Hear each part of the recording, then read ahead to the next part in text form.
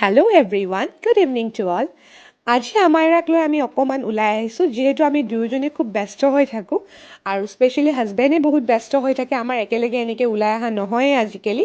চ' আজি ভাবিলোঁ যে আমি আমাৰাকো অকণ সময় দিওঁ আৰু আমাৰো অকণমান শ্বপিং কৰিবলগীয়া আছিলে।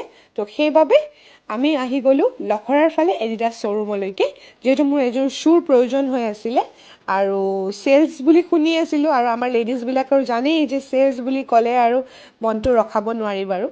আৰু বেছি চাই থাকিলে মই কনফিউজ হৈ যাওঁ, সেইকাৰণে মই 2-3যোৰ মানৰ ভিতৰতে চিলেক্ট কৰি ল'লোঁ আৰু কনফাৰ্ম কৰিলোঁ যে কোনযোৰ লওঁ।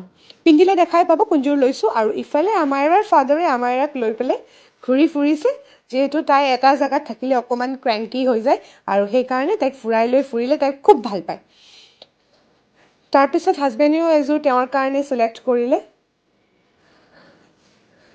তেওঁ খুব ব্লেক লাভাৰ হয়, বহুত ভাল পায় ব্লেক। চ' যিমানেই যি নহওক কিয় মানে যাই লাষ্টত ব্লেকে তেওঁ চিলেকশ্যন হৈ যায়।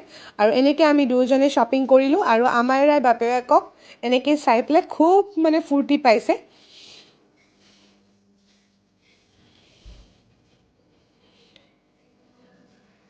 তাইৰ বিৰাট ভাল লাগিছে।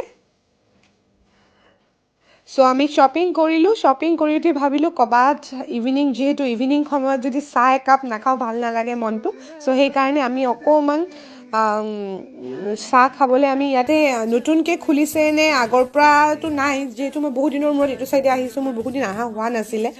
চ' সেইকাৰণে মই ভাবিছোঁ নতুনকৈ চাগে খুলিছে এই গোবিন্দাম বুলি খ্ৰীষ্টান বস্তিৰ ফালে। চ' আমি ইয়াতে আহি গ'লোঁ একেলগে কিবা এটা খাওঁ বুলি। আহিছিলোঁ আমি চাহ খাবলৈ, কিন্তু মন গ'ল চাট খাবলৈ। চ' সেইটো কাৰণে আমি দুয়োজনে চাট ল'লোঁ। চাটটো খুব ভাল বনায় ইয়াতে। চ' আমি এনেকৈ ইভিনিংটো একেলগে স্পেণ্ড কৰিলোঁ, খুব ভাল লাগিলে।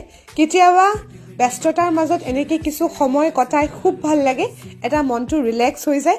নেক্সট ডে'টো খুব এনাৰ্জেটিক হৈ পেলাই আকৌ নিউ এটা ষ্টাৰ্ট দিব পৰা যায়। আজিলৈ ইমানেই। Thank you. Bye-bye.